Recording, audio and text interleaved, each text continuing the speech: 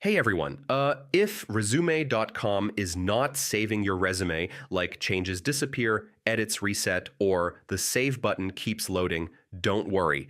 In this video, I'll show you step by step how to fix resume.com not saving resume issues in 2026. First, check your internet connection. Unstable internet is one of the most common reasons saving fails or gets stuck. Next, make sure you are logged into your account. I mean, if you are logged out, your changes will not be saved properly to your profile. Refresh the page carefully and try again. Sometimes the saving process freezes and a reload fixes it instantly. Clear your browser cache.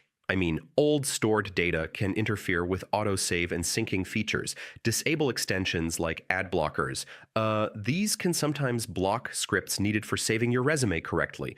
Try using another browser like Chrome or Edge. I mean, this helps if the issue is related to browser compatibility. Also make smaller edits instead of big changes.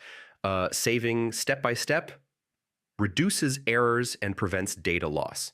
So yeah, those are the best ways to fix resume.com not saving resume issues.